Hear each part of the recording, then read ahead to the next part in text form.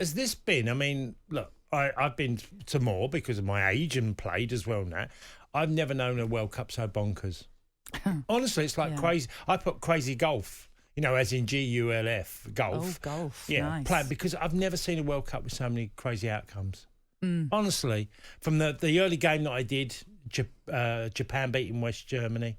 West Germany? West Germany. Germany shows my age. Time. I'm going back in time. But, Japan beating Germany and then Saudi Arabia beating Argentina. But loads and loads of games have had crazy scenarios. Why do you think that is then? What do you think that could all be down to? It's, you have to take in where it is and the time of year.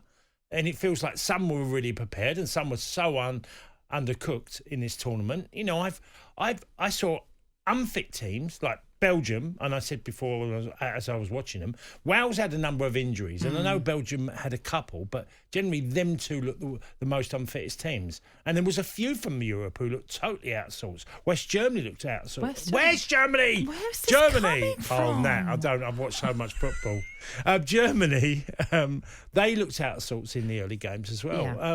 And I've just found it's been crazy.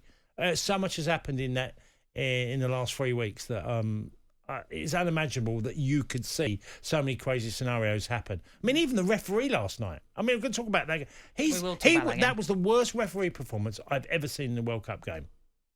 Just by the yellow. I thought he was going to yellow card a fan at one time, just because he was literally carding everybody.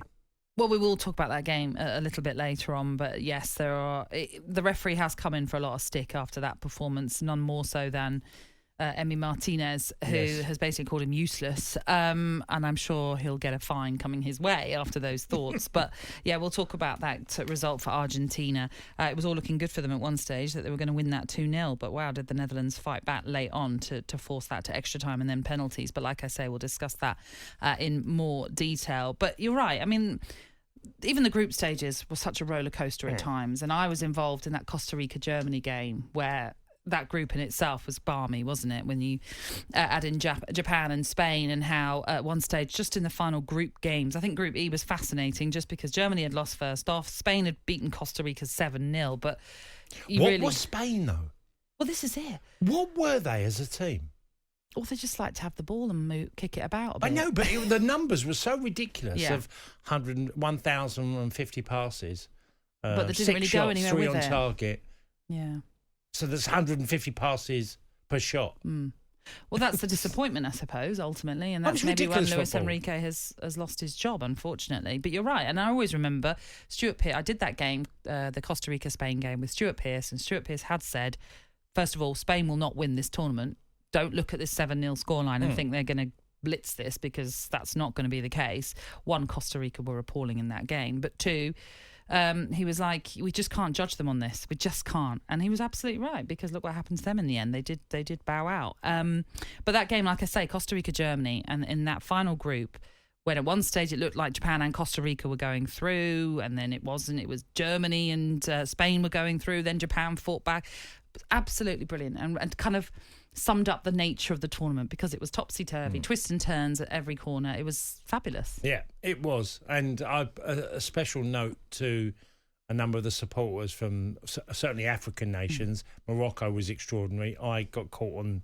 Well, I didn't get on the train because I had to wait for about 7 trains to go, because the Moroccan fans literally flooded the metro in Doha. And then the South Americans, obviously. It's a pity the European fans didn't come in numbers, again, for political reasons.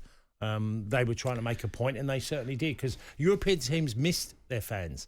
Some of them didn't have many at all. Belgium had very few. Denmark had very few, and other European nations. Yeah. That's what I mean. I don't actually know how a lot of these people are paying to be in Qatar, because it is very expensive. It's incredible that, as you say, there are nations who are being so well supported. But I do know people that have been flying in and out, staying elsewhere in other countries, but it's cheaper to stay elsewhere and fly in and fly out again than it is to just stay in one place. So that's another issue, really, that you can bring into all of this. But don't forget, you can keep right up to date for our wall-to-wall coverage of this World Cup with our website. That's at talksport.com. We're bringing you all the latest news, reaction and insight from Qatar, plus a live blog for all the key matches. That is at talksport.com.